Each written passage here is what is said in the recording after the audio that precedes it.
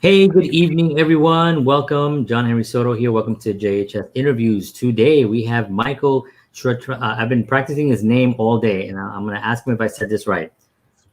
Shatravka. You got it. You nailed it first time. Michael Shatravka, you got it. So, ladies and gentlemen, please welcome to the show, Michael, and then I'm going to try it again, Shatravka. You got it. There we go. Yes. Nice. Been practicing it all day. Hey, man, how you doing? I'm good. I'm chilling, man. It's been busy. Got home, just got a chance to squeeze in real quick for the show. How you been? What's happening? I've been good. Doing my thing over here. I'm really happy that you're here. We met a few years ago. I don't remember what the circumstances were. I think we've seen each other at different events around town, around Bayonne, New Jersey. We're constantly running I around met with you at the talent fair. At the talent fair. at the We talent. were shooting. Yeah, we were shooting. Okay, cool.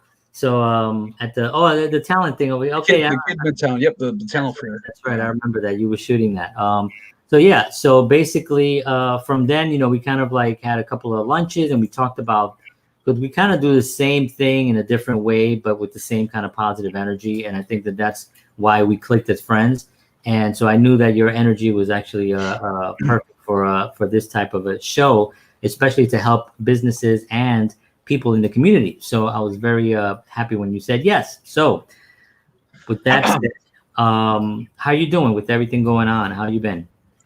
I'm good, surprisingly. I mean, it's been Corona's happened, but it's initially it definitely hit us real hard. The first month was kind of a shock, but when these things happen, these difficult situations, you got to look for the positive. You got to look for the opportunity, and it took us places we never thought we'd be at. And right now, business it's kind of blown up, and it's kind of like we're now just it's crazy. It's like we went from like nothing to like all this different production stuff. So it's wild, but you gotta stay positive, and you got to really just look for the good stuff. Like try to find an opportunity, like look for it. It's Right. always there. It's always there. Yeah, and that's one of the things I think that a lot of people come here, the ones that are doing stuff that kind of found other avenues, or it was just looking for the opportunity. Where was the opportunity? For me, I was like thinking to myself, what can I do? And I figured, well, everybody's home, so I can I can interview everybody because they're home. So it'd be And this easy. really took off. Like I've seen this now interviewing everybody, the whole Bayonne now it's like really blown up. Yeah, so it's really cool. So so how long have you originally? Well, where are you originally from, though? I'm from New York City. I mean, I was born right across the river over there. Spent my whole life in the city. But me Wow. personally, I'm Russian, Irish, Ukrainian, and my grandmother lives in Coney Island. So I spent half my life in Coney Island. So I kind of saw, the Coney Island streets, and then the good NYU uppity kids up in Manhattan. So I Right. got both sides, and now I'm in Bayonne. I tell everybody now that we're here. It's our third year living here. I've given up my New York citizenship. I'm now a Bayonne citizen. So I'm now an official Bayonite. I'm part of Bayonne. This is where we're at now. This is it. This is awesome. It's awesome, man. Yeah. It's good to have you here because I see the stuff that you put out, and you really are a positive guy for Bayonne. And I've been here. I'm acting like I was born and raised here, but I've been here 8 years, a little over 8 years actually. So yeah, and we're definitely part of Bayonne. So what was it early on that you got into, like either photography or video or that kind of stuff? It's kind of strange because when I was a kid, when I was 10 years old, my mom bought me a video camera, and I would just go out and shoot stuff like little family stuff. I never really took it seriously. And when I was a teenager, we used to just go shoot. There used to be this TV show called Andy Milonakis. I don't know if you ever seen it. It's like this big fat kid. He doesn't grow up. He like looks like a kid forever. Like he just doesn't change. And he was one of those first time prankster people on the internet. So when I was a kid, we would go make these prank videos and stuff. But I kind of fell off, and I didn't really shoot. I never made money with it, and I fell off for a couple years, and then I'd say like 5, 6, 7 years went by, and I was like 20, 23 at the time. I was actually in the film world as an actor. I was acting for 3 years, and my roommate at the time, he was like a full-time photographer. He shot events, he did commercials. He was like, bro, like you're an actor. Do you know how to use a camera? And I like didn't really know how to use a professional camera. He's like, bro, like you could be making so much money. And like at the time, I was kind of a broke, struggling actor. Like you got the ups and downs. It's feast or famine. But I was like, damn. So like he just took me out one day, and I actually had to pay him rent. He was like, "You got to make some money." So he took me out to a like a Jewish birthday party, and it's like a 1-year-old kid, and we were there for like 4 hours. And he's like, "Just all you gotta do is just hold the camera straight. Don't do that. Just hold it straight. Press the button, and just keep recording it. Get recorded a wide shot, record a close shot, and record like a little detail shot. Just do that. Don't screw it up." And I got paid $400. And I was like so shocked because before I used to have to work like a whole week, and all of a sudden I got paid to do nothing. I was like, oh my god, I'm just pressing a button. That's when I was like, I gotta figure out this photography video stuff like real fast because I also just got married to Mamacita, and I was like, I had to get it together real quick. So that's when I just straight up just went all in, and I started learning a lot from my roommate at the time, and then I started assisting weddings with some top wedding studios. And I did that for about a year and a half. And I ended up working full time at a wedding studio, shooting a lot of Jewish and Indian events and occasionally American weddings. But I probably done over 200 weddings. Like I was doing weddings back to back. It's intense. I don't do weddings anymore, but it was really, you learn a lot. You learn how to work with people, how to direct people, how to kind of get the crowds going. Yeah. And it really helped with just talking to people because a lot of people they want to become photographers or video people. And today what I have to say is the industry is so saturated. Now everybody got an iPhone. You can buy an iPhone gimbal, the Geo, you can buy for $100. You can shoot like equivalent movie quality. Like now technology is so cheap. Right. But the way you can continue today to make a living doing this is by being able to direct people and position them to make them look good on camera. So to work those angles, like me, I'm kind of fat, so you got to kind of pop in a little bit, turn the chin like that, and kind of pop it out. So people for all these events, these weddings, these ceremonies, and all these things, they want to look good. People love to look good. So you as a photographer got to make them look good. And if you can make them look good, you did your job, you got your money, and you're set. Yeah. But that's events. But then we can get into commercials and all that. That's a whole other thing over there. Yeah. The whole wedding world is pretty intense, I hear. I mean, I've never actually done one. I mean, I got married. That was my only wedding I did. But I was busy, so I couldn't really photograph it. But, when you're in a wedding and when you have all those people around there, and it's a one-time deal. One shot, you got to get it. One shot. But you know what? A lot of people, they when you start off, you're kind of worried, like, oh man, like what if I miss it? But it's not so bad. Like, let's say, I mean, if you miss the first kiss or whatever, when they do the, you may now kiss the bride. Okay, that's not so good. You better get that.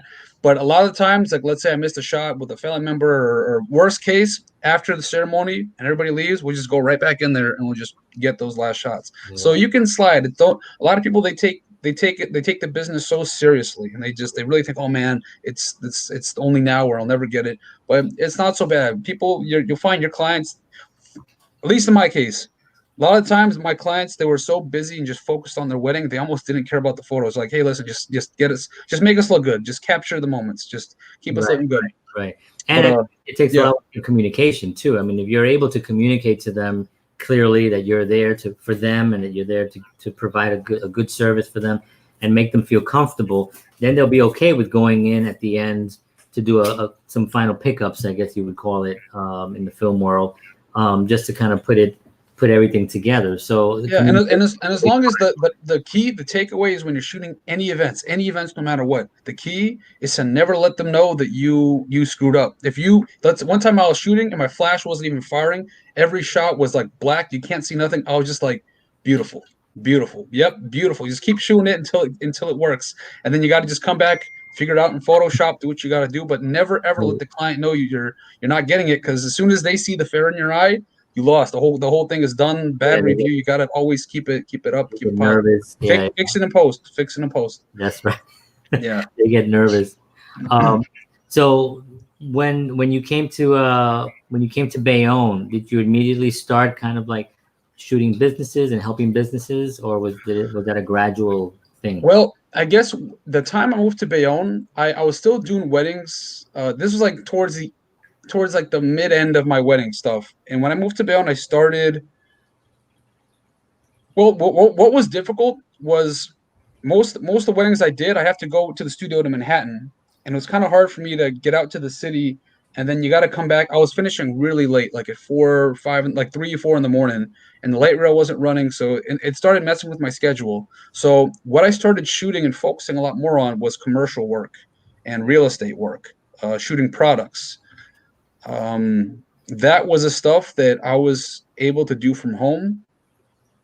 And I found that not many people were doing it around here in Bayonne. Well, there were a lot of there were actually not a lot, but there's a couple event studios here, but almost not many were shooting like products and commercials and doing like real estate photos. And the people that were shooting real estate, their photos, they were all distorted. They weren't corrected. They were just kind of snapshots. So I Right. realized there's actually a market here to do commercial work. And I don't know, my favorite thing about commercial work is that it's kind of just you. You come there, you get like a product, you got to shoot it, you do it in your house, or you just like you go to a real estate, you show up at the building, you just do what you got to do. You're out within a half hour. It's like pretty quick and smooth, and it comes down to a science. It's not really the thing with commercial work. It's not really about taking the photos. It's about you really got to learn how to control light and become familiarized with flash, like how to use a flash, how to set up diffused light. And a lot of it, I'd say half the job is post-production. So you kind of just learn as you go, but I ended up just learning how to do all this super, like I became like a Photoshop kind of Yeah. master without even like wanting to do it. But you start doing all this stuff. Yeah, because it just makes your life easier when you know that you have that other backup where if you get a good shot, but it's a little bit, you want to crop it or you want to do a few things to it, that you have that skill. It's pretty great. So let's talk a little bit about real estate, because real estate photos, we're both also in that space. And one of the things that I've always noticed is the real estate photos I think they're getting better now. I think They are. Yeah, they are. They're getting better. Especially with the iPhones. Yeah. They got the HDR. Yeah. So the last couple of years, they've been actually getting pretty good. But just because you have a good camera doesn't mean you're going to get a good photo, a meaningful photo of a place. For instance, if you take a kitchen, most people just want to take the kitchen straight on, because they think, I don't know, let's just do the kitchen straight so everybody sees all the appliances and everything. And it's much more interesting when you kind of come a little bit to the side and capture a little bit of, a little bit of distance and have some, depth of field in your shot to kind of give people the idea that this is actually more of a vast space than just that straight on shot.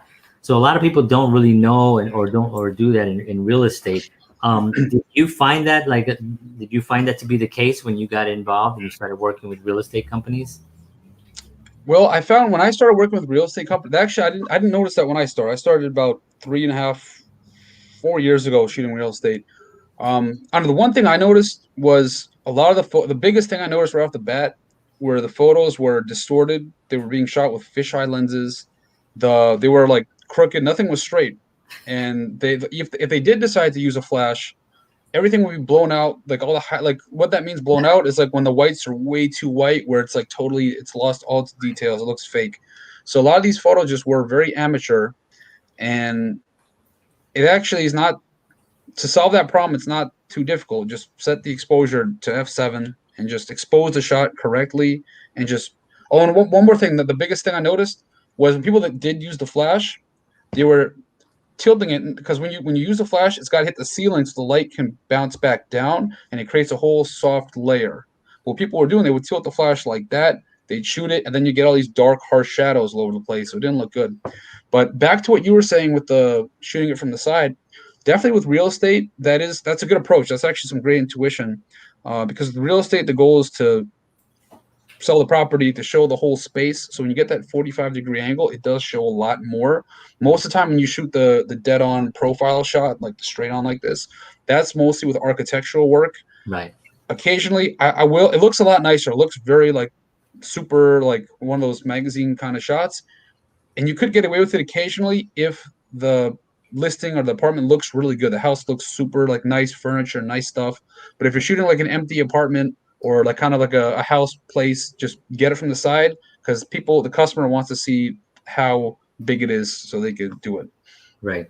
Did you find any pushback in real estate, like just how it should be done? Because I mean, we're still kind of new in like, the whole media and real estate thing is sort of like now meeting. And I think real estate companies, like some of the larger ones, I think they've realized the importance of actual video content, the importance of every agent having a video presence and a social media presence and all those things. How has that been for you when you're dealing with it, in the industry in general? Do you find that a lot of people now are getting it more, or is it still a struggle sometimes? I'm finding that a lot of people, especially new agents, it's catching on. A lot of people are getting more involved with the media. They're seeing that, hey, this actually does make a difference, because it makes or breaks the property. Like, you can either sell this, like you can have this empty, ugly looking thing sit there, or you just shoot it a little bit nicer, and now boom, it just pops and you can sell it. But the one thing I'm noticing is that a lot of new agents and just agents that are selling properties, I'd say, that are south of $1 million, we're not getting that big of a commission. These properties are almost, I'm not going to say don't hire a photographer. I'm going to say they're almost not worth it. I've actually been telling a lot of agents, if you want to save money, most of them have iPhones, they have smartphones. If you want to get those beautiful architectural, like award-winning real estate shots, the secret to getting those shots is when you shoot your photos, don't tilt your phone like this. I mean, don't keep it all crooked. Don't tilt it. The trick to getting this, hold your phone straight like this, perfectly straight, and that's how you make sure all the lines are straight, like everything lines up, and that's how you get those money shots. And then you can get it with your iPhone. And if it's a listing that's got, make sure all the windows are open, turn all the lights, and you got the money shot. But if it's a dark listing, get the photographer.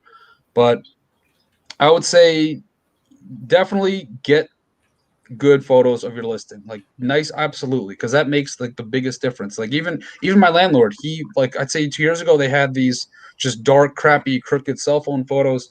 With those photos, they're trying to sell their listing for like 2 weeks. It was barely getting anywhere, and they're actually trying to sell it for less than it was. I came there, I reshot it, I made it like everything look like a perfect luxury banger. It sold the next day, and for $100 more than they were asking. So that's the power of good images. So that's like media makes a big difference. It does, absolutely.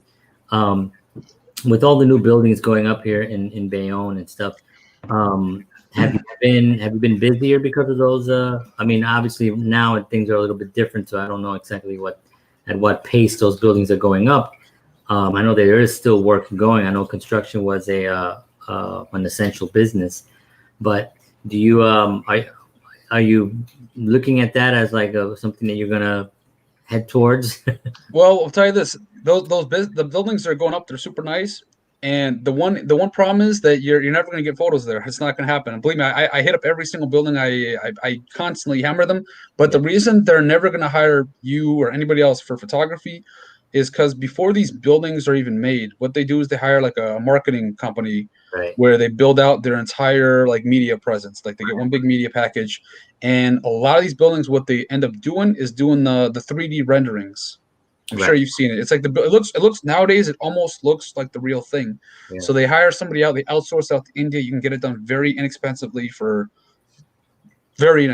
in India. So get the 3D renderings. And if they do ever do shoot the photos, it's already been included in that media package, where they have their own in-house person that they've planned out before it even was built. So to get in on those, you got to know these. You got to already have in with the developers. I'm not there yet. So otherwise, shooting like residential listings, houses, like stuff that's actually like for sale, apartments, that's where you can make some money. Yeah. What are these larger media companies though that you're mentioning about with these these marketing companies? I think that some of them, and just as my experience in some of the buildings that have gone up and then we're having trouble renting, I think there's a missing element that they have, where you hire this media company and you think that the media company is doing everything. And what they're really doing is they're just capturing images of the buildings. They're just capturing, beautiful images and creating all those things. But there is something missing, I'll tell you exactly what's missing. Yeah, because I know you have what's missing. So that's why I want to ask you about it. Talk about that. Yeah, well, the thing is, these media companies, they create incredible work. They're really good at what they do. But the one aspect they're missing is that personable element of Bayonne, or wherever city they're in. They don't. The person who's shooting it is just shooting it to look. It's just shooting. Okay, it looks good. It looks nice. Yeah. But the images don't tell a story. I know these words, stories, sound very cliche, and everybody says it.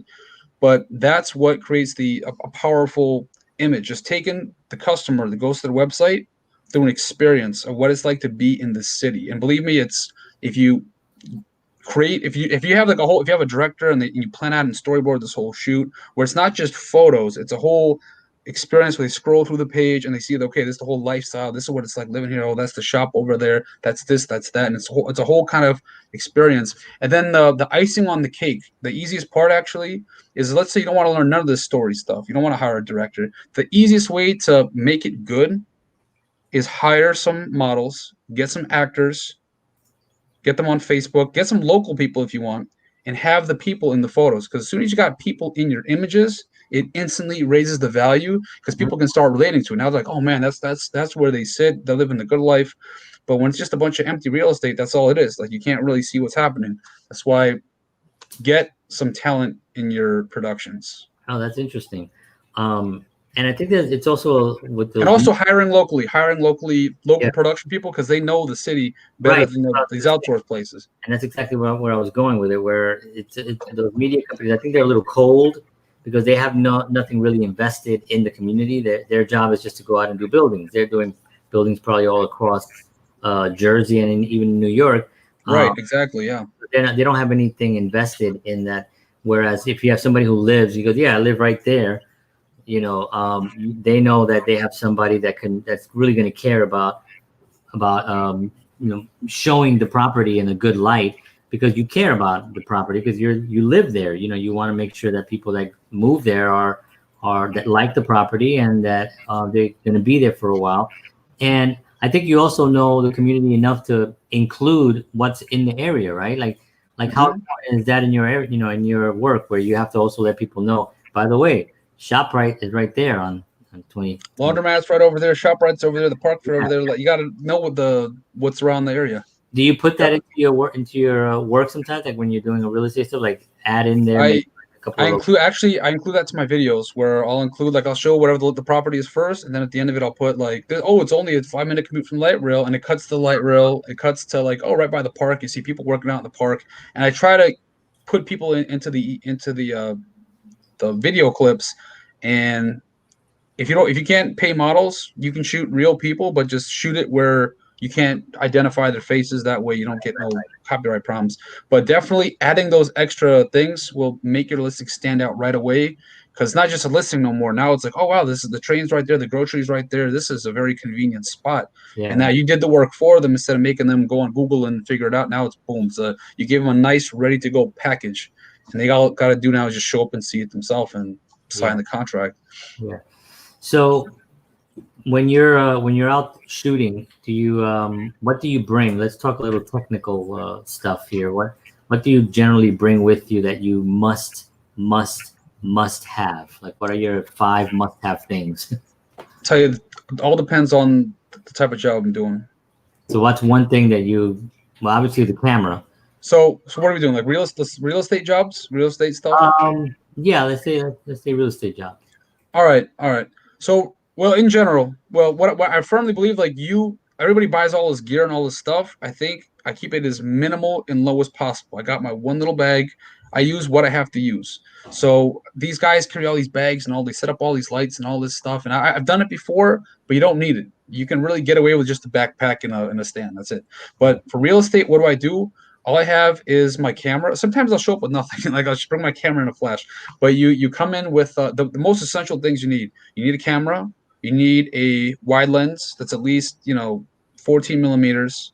You need a flash. Absolutely, like critically, you need a flash, and it's an off-camera flash. So like you can put the trigger on your camera, and the flash you can hold it separately.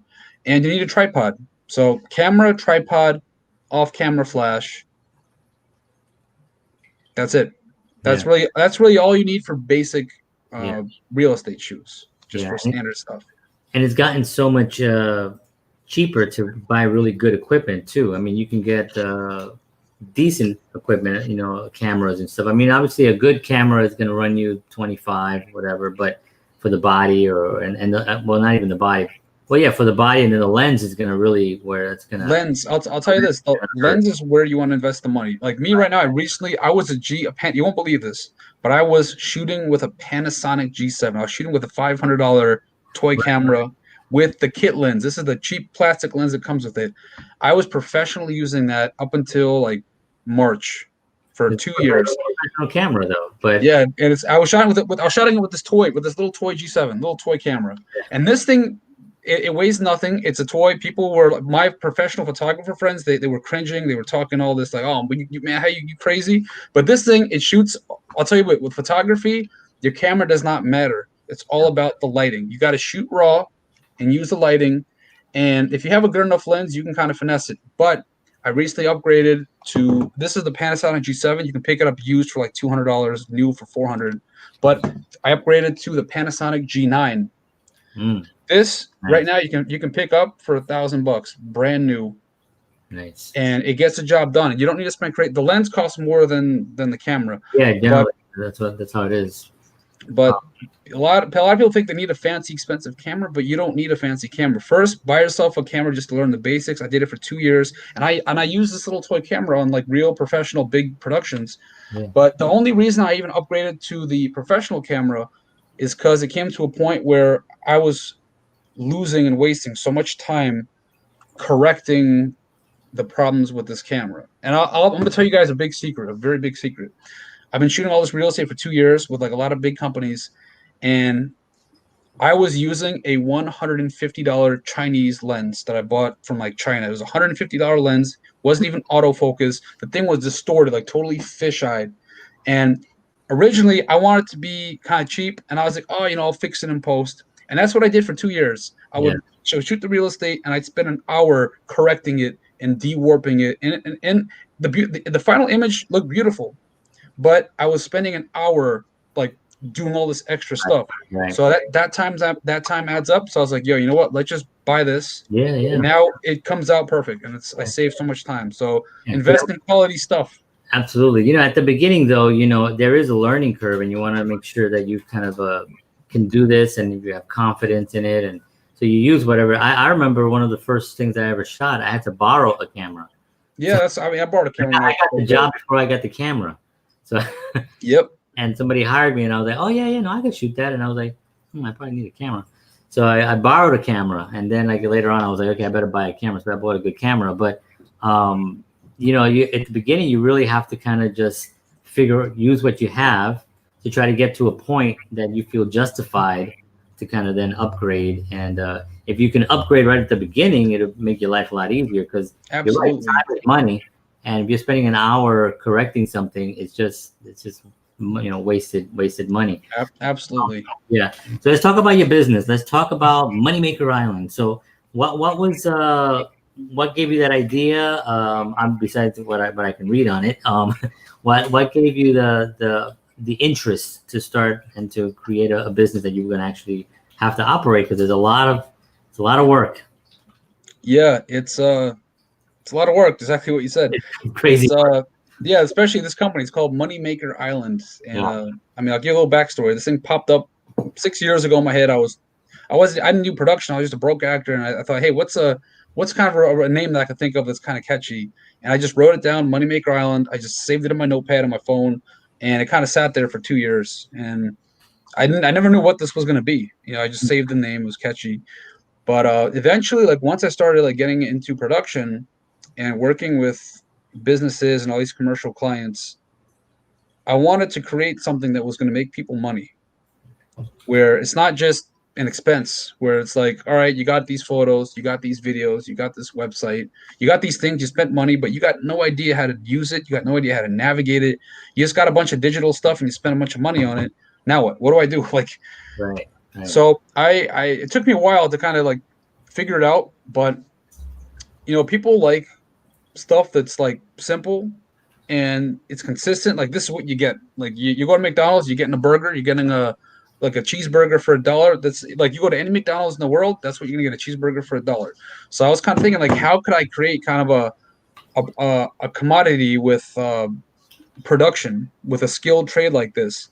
So that's how what happened was with Moneymaker Island. I kind of just took all these production elements like photography, video, graphic design, web design, and I kind of packaged it into one neat, tight little thing where now if you are a small business, like a local service provider with a skilled trade, like you're a plumber, you're a barber.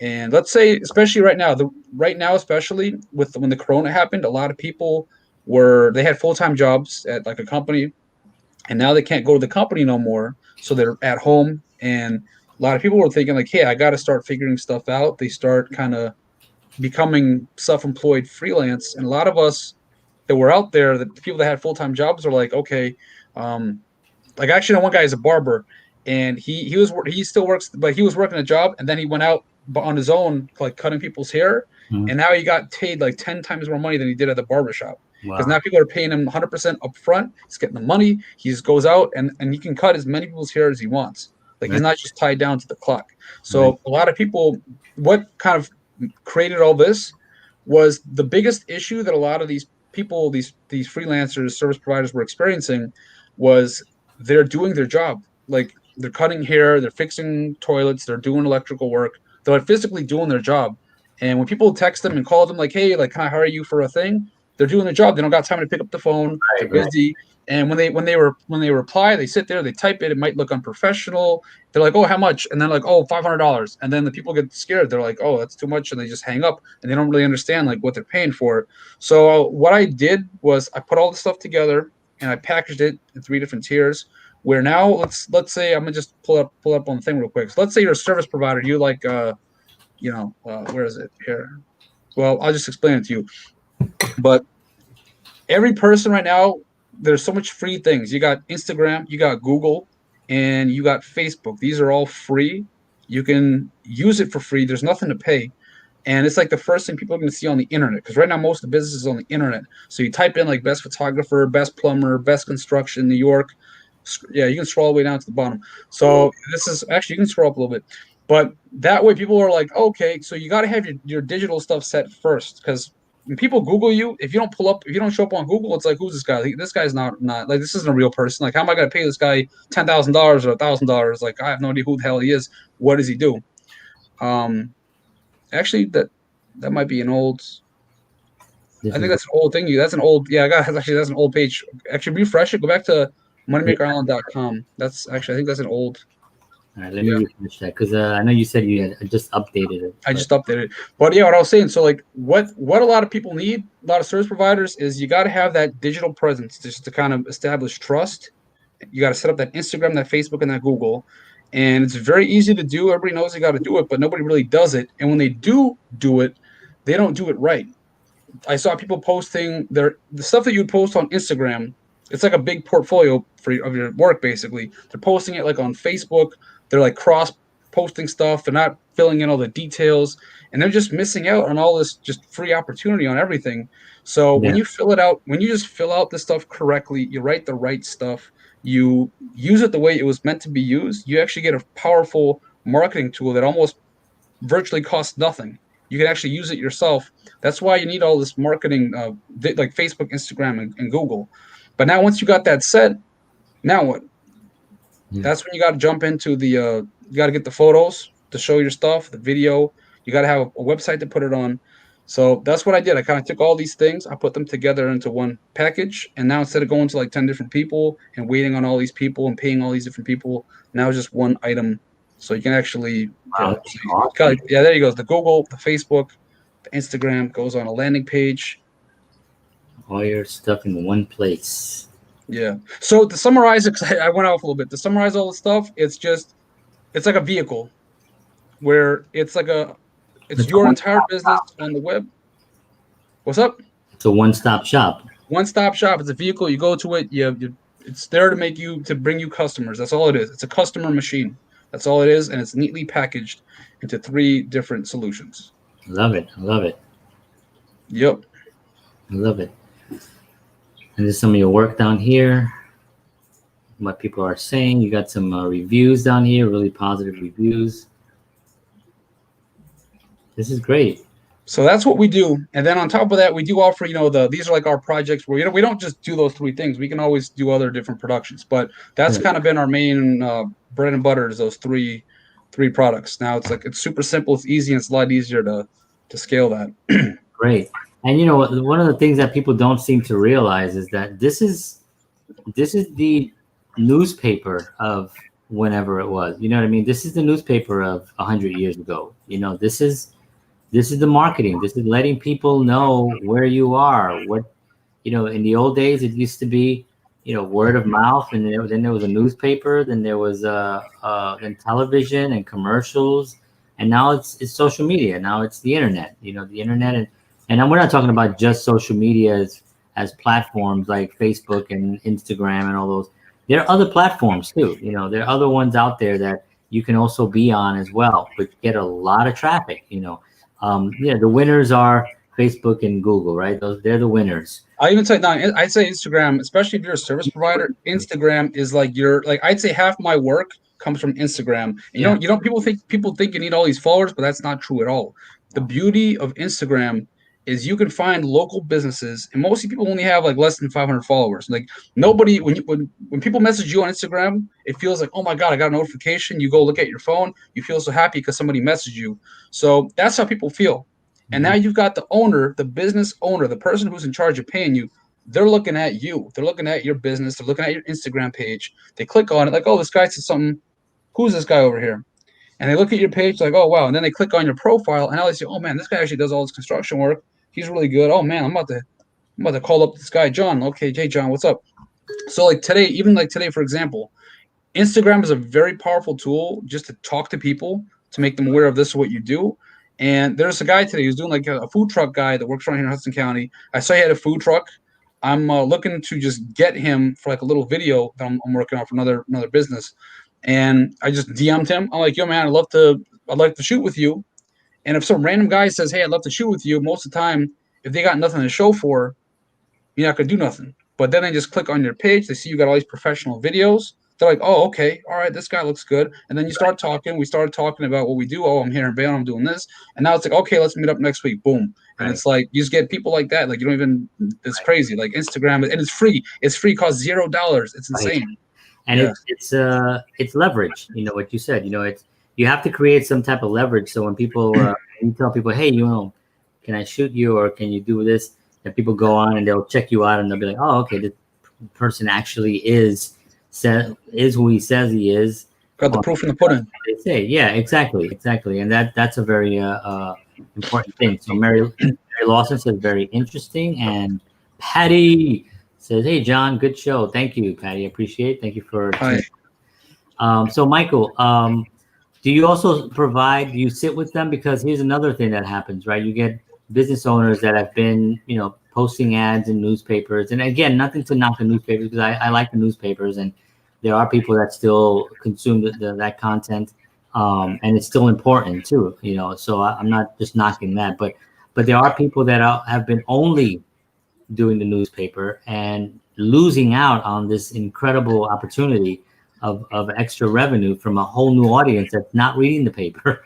So do you sit with them and talk to them about that? Yes, I'm glad you asked that question, because that's a super important question. Because originally you're going to get all this stuff, but now it's like, okay, what do I do?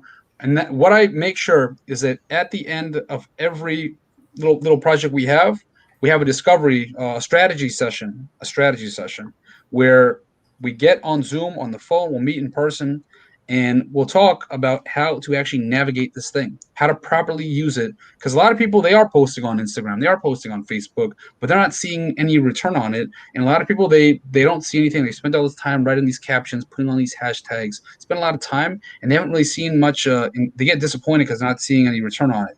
So I teach them how to properly utilize it, which platform is for what. And surprisingly, print does have its purpose. It does work for certain markets. And that's why I don't completely bash on print stuff, because YouTube, I mean, like television and print stuff, that stuff does work for certain businesses. But at the end of every project, we do a strategy session, and I tell them exactly how to use this thing, 1, 2, 3. And I make sure that at the end of the session, they understand how to do it. If they don't do it, I didn't do my job. I make sure that you understand how to do it at the end of each session, how to run this whole thing turnkey, A, B, C, 1, 2, 3, post a photo, boom, boom, boom. I keep it simple so you understand, because you have to. Yeah. And the video element of it, you know, and you're right, you know, people get these videos, and, you know, and that was like what I learned at the beginning. You know, you shoot a great video and you edit it and you give it to somebody and go, here's your video, and they're like, great, what do I do with this? It's like, can I put this on somewhere? What television, what channel? And then then I realized, oh, you got to teach them how to utilize it, where to put it, and what to do with it. Well, I'll give a free tip, a free little bonus tip for all people watching. If you're a business owner and you want to get your own video, you guys all got smartphones. The easiest thing you guys can do right now to start getting people on the internet, take a phone, put it in front of you. You're going to say who you are, what you do, why people need it, and how they can get a hold of you.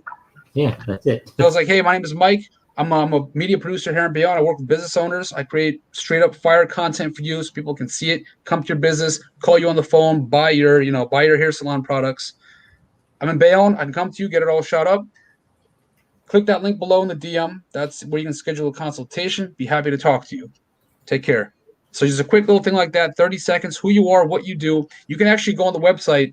We did a thing here with a barber hand in Bayonne, Frias.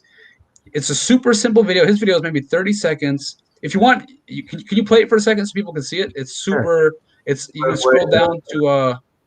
I'll show you. This is how simple it is. Maybe I can get my man Frias some business. He's a great barber. Scroll way down to the bottom. It says 25 quarantine haircuts. That's a perfect example of how you guys need to do it, and that's how you get straight up effective video content. And then you can share that on your Facebook, share on the Instagram page, and just start promoting that. 25. It's right at the bottom where it says like video, where it says what we do.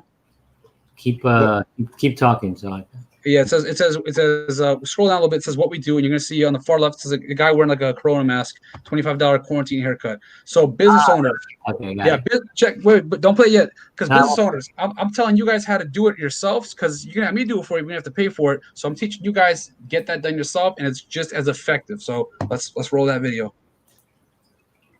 All right, so it's this one, right? Mm-hmm. Super simple. Hi, my name is Priya. When you need haircut, my phone number is 551-232-9137. Everybody need haircut. I'm here for you. God bless. Look at that. That's like super simple. That's all, and then put like a little thing at the end that shows like your thing. But see that's it. It's that simple. It's like. And people don't realize the power that they have in their hands, is it? I mean, they really don't realize that you can go, you can literally just contact people that have probably never seen you, or people that have seen you, and instantaneously you can get business by just doing that one time. And if you're consistent on it, that's how that works. It's amazing. That's great. That's a great example. And I think that providing that type of value also, not just for your business, but for other businesses, it helps the community, because when one business does it and they see it and they flourish because of it, they're going to inspire the business that they're next door, and you go, hey, you're doing great. Exactly. Yep. Exactly. Because of Michael, because Moneymaker Island. And you go, oh, well, let me call Moneymaker Island. Get us all on the money bus. That's what it's all about. Get us all on the Moneymaker Island. Exactly. And it also just helps the community, because that's really what it's all about. It's about bringing businesses and helping our local businesses flourish. 100%. So, definitely an exciting thing. What's one of your biggest challenges moving forward, like for expansion? That's one of my biggest challenges that I'm actually trying to overcome right now. It's expansion and trying to scale, because all this stuff, I kind of turned into this one-man band with my wife, my mamacita. She's over there, but we kind of work together. It's been a lot of work on me, and I realized like you can't expand like that. It's just everything is on you. You start getting overwhelmed, especially when you start getting more work. And a lot of people, a lot of entrepreneurs, a lot of service providers, when you start, you're not getting that much work. You're getting like maybe like a project a week, or you get like one big project a month, and it's enough to like work on it where you have time saved and like you're making a little bit of money. But as soon as let's say it takes like a whole month to work on like a big building or a big website, it takes you a month, but all of a sudden now you just got booked for another website and a third. And when you're like a freelancer, a service provider, it's kind of like gigs come and go. You got feast and famine, ups and downs. Yeah. So most of the time, everybody starts saying, yes, I'll do it. And before you know it, you get overwhelmed. Yeah. And I started experiencing that, where people like, you just physically, doesn't matter how good you are, you physically can't do this much work. Right. And when you start trying to scale, it's like, I try bringing on different interns, different, just other freelancers, but then you find that other freelancers are too expensive. So I'm still learning all this as I go because I'm trying to hire employees and get people going. But the biggest thing so far that's kind of, I already have one girl that we actually just hired today to do all of our social media. But I'd say having a step-by-step system, like a 1, 2, 3, that any person could do it, no matter where their experience is. They can look at it like the way McDonald's had that. The reason I even started all this, I learned all this, I read this book called E-Myth. And so far I started applying a lot of these principles, and I've just noticed that a lot of stuff, before I used to do everything myself. And I used to be afraid, like, hey, what if it's not as good? But you got to look at the things that are super tedious, that don't require much skill, and try to outsource those things as quickly as you can. Hire someone else to do it, but give them a step-by-step 1, 2, 3, and make a nice little system of it. And that, so far, that's what I've been doing. I'm slowly figuring it out, but I believe that's going to be the way to get this thing bigger than me and my wife. Yeah. Scaling has always been a challenge, and I think that what you were saying is spot on. It's the tedious things sometimes also take the longest. So that's like where you really have to find somebody to outsource. And we've had interns doing things for us when we were with the record label that I was on, and it helps so much to have somebody do stuff that, like, lay out the t-shirts, get the t-shirt, lay out the t-shirt, okay, sell CDs, and all the little things that you wouldn't think that you think you'll do, but it takes up so much time that it's an important thing to really start scaling up and making a plan. I think when you plan it out and you really sit down and you say, okay, this is the next thing, that's where I want to go. It's a very important thing. So yeah, I was going to say, I'm sorry, I was going to say, when people all say, like, oh, you got to plan it out, like, how do you plan it out? Like, what do you do? Yeah. And the way we were able to kind of like hire like a full-time social media person is, the way we planned it out was we just looked at our process. How do we physically do it? Like, what do we do? So, like, photos are on the camera, the memory card goes in the computer files now go into a folder, the folder gets organized by the locations, and then it gets edited by the locations, and then it gets saved like this, it gets saved at this quality, and you got to like step it down 1, 2, 3, like dummy steps. Right. And then it's like a whole 8 like in steps. Now it's like you got to post it like this, use these hashtags.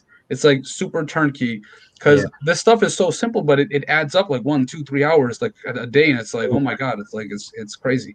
Yeah, people don't realize how much. I mean, when you're really good at it, you can probably, like you said, you're good at it. You know how to do it, but you can't do all of it yourself. But then to try to find someone that's just as good, there has to be. It costs too much, way too much. Yeah, the freelancers, these photo video people, they want like $1,000, $2,000. Yeah.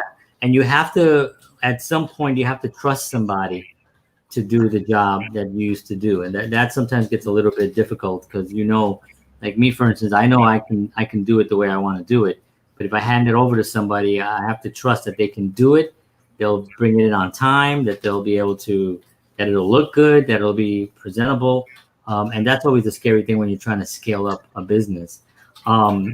So in Bayonne, do you do your business mainly in Bayonne, or are you in New York as well? Well, not New York is a little bit different, but where do you normally get most of your business from?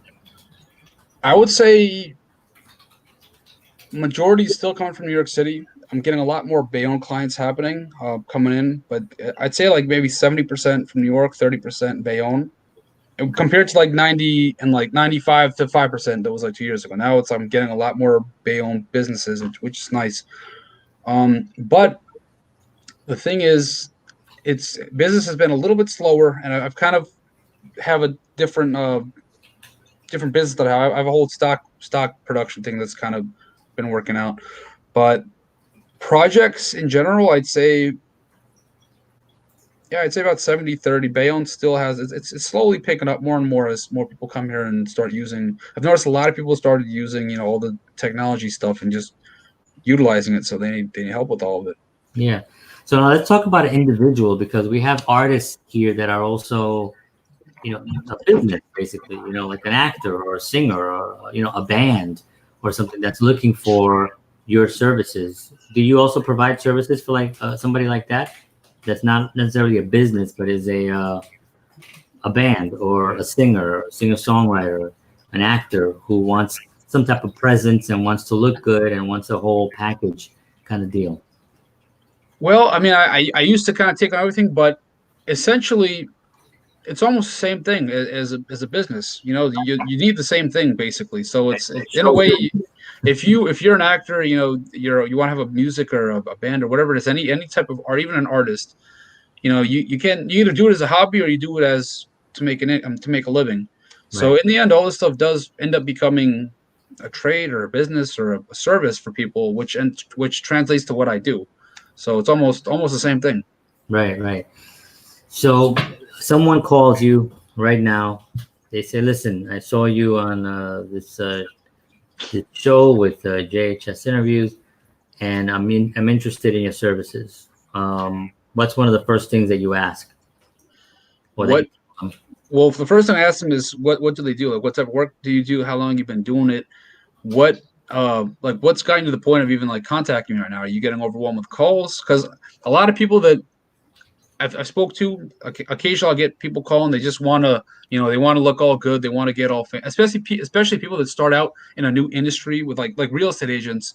A lot of real estate agents, they'll try to look super good. They'll try to like wear the nicest suits. They want to have the nicest website, the nicest videos, and they send up just throw money everywhere. And like I actually worked with a lot of agents like this, and I did it because you know they paid me and they were like, okay, but you don't need it. I think you should buy these services when you're actually at a point in your career where it makes sense. Because if you're not at a point where people are just calling you and you're getting like frustrated and overwhelmed with calls, don't buy this stuff. It's not going to solve your problem. Because what right, you're going to do is the way I look at all this technology stuff to really make it simple is what it does is just amplify what you're currently doing today. So today, if you're overwhelmed with business, it's going to just totally, it's going to make it a little bit easier. It's going to systemize it, but now scale it out exponentially. If you are a service provider and you're getting like 1 or 2 calls a day and you're kind of like, you're not really sure, you probably got a networking problem. You got to get out there. You got to either have a networking problem or you're not the best at what you do. Just focus on getting really, really good at what you do. Focus on your customer service. Focus on creating the best customer experiences, and that every customer just refers you. Because when I started, most of my business was referrals. People just hit me up because, oh, Mike did this, he did this. They all start talking to their friends, and referral business starts happening. So if you're not seeing that kind of business, you know, all this digital advertising, marketing, and throw money and stuff like that, it will not solve your problem. So first, get your kind of pipeline flowing a little bit, and then you can start building out all this stuff. It's great that you say that because you know a lot of people would just be like, "Just call me. I'll get you there," you know. But you understand the actual need of a person, and you actually care about really wanting to provide something that somebody needs. And I'll add this too. I mean, when I did start a couple of years back, I did accept every single job. I said, "Yeah, call me. Let's do it. Yeah, let's roll." Sure. And what happens is you don't really solve their problem because they're still in the same situation that they were in prior, except now they paid you a lot. And now they're still not seeing any results. And what happens is those customers, they start resenting you. It creates kind of a tension between you. And it's not good. Like, it's not good karma. I'd rather have people that when they're ready, they'll come to you. Like, there's no point, like, to force people to convince them. Just when you're ready, when I see you're there yet and it makes sense, we can do it. But you got to get there. I believe you got to get there naturally. Like, once you're there naturally, no point to force it. Get there at your own speed, and then we can talk about it. Right. And it could also be the fact that they're just not organized. You know, like you said, they may be really great at what they do. Like I know a local business here, I won't go into the name, but brilliant at what they do, but they have a little bit of problem getting the word out about how brilliant what he's doing is, you know, and that struggle right there comes through management. It's through making the decisions, you know, in-house and how you actually operate it day to day, not the product. The product is great. The service is great, but nobody knows about it, you know, so there's those challenges as well, you know. So you do consultations for people, right? We can talk. Yeah, I do consultations with people, but I'd say, you know, as a business, everything comes down to you. It took me a really long time to realize this, but the way you are as a customer, if you're cheap and you're counting pennies or you're stingy or you're like, oh, let me get a refund on this. If you're a person like that, you're going to find a lot of your clients are treating you the same. It's so true. It took me a really while to like believe it, but I realized your clients are a reflection of you. So if you're like the best, I started becoming the best client with everybody, and then I started getting the best clients. I'm telling you, it sounds like a really one of those hocus pocus things, but it's so true. Your clients are a reflection of you. If you're an amazing customer to work with, in the past I used to be like, oh, you know what, I'm only going to buy this $500 camera. I'm going to just save my pennies. Now it's like, you know what? Let's just go quality. Let's just put the money in. Just YOLO. Let's just do it. and then people, your clients you'll start getting those kind of clients. Like, hey, you know what, Mike? Let's just do it. Let's just take my money. Let's do it. It's crazy. So, and I was going to add, if you're a business and you're not getting any business and no one's talking about you, it's you. You got to get out there. You got to, I don't know, take an acting class with John. Well, he'll get you, more self-confident. He'll get you more vocal. He'll get you more talking. And just get out there, because nobody can sell your business better than you. You know your business better than anybody else. So you got to get out there and just start talking about it, getting it out there, and just be the best at whatever you do. It's so true. And just having that viewpoint, it really does bring in the business. When you really have that viewpoint and you really go out and not only are you good at what you do, but you go out and you tell people, you don't have to be arrogant about it, but you tell people, this is what I do and I'm good at this. And you have that viewpoint and you don't penny pinch on your own stuff. It does bring in, it is like a hocus pocus in a way, right? Because it is kind of like you somehow energy wise, you bring people into your space that want to be around somebody who's thinking success. You have to think with always successful and being always successful and how you're going to make somebody else successful and how you're going to help somebody. When you have that viewpoint, energy, the world, the universe opens up and those people will come towards you because that's what they want to be around.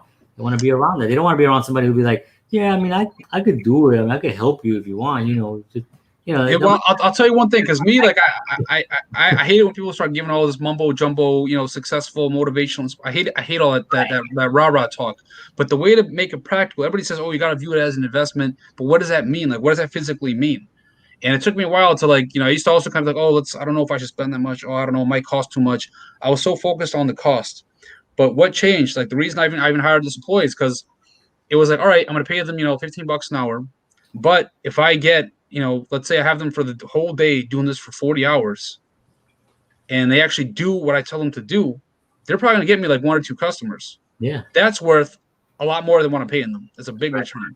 So that's when I was like, you start seeing like, okay, if I pay, it's almost like a slot machine. You put in, well, not a slot machine, but you put in, it's like a money machine. You put in $20 and $1,000 comes out. It's like, okay, all right, let's do it. So that's how it is when you buy stuff. Like I bought this camera and all of a sudden now I'm doing bigger production quality jobs with higher paying clients. It's like, you got to look at the outcome. Like, what are you going to get in by making that investment? Yeah. And that is definitely the motivating factor. And I am one of those motivating guys. I like to motivate. I like to talk about that.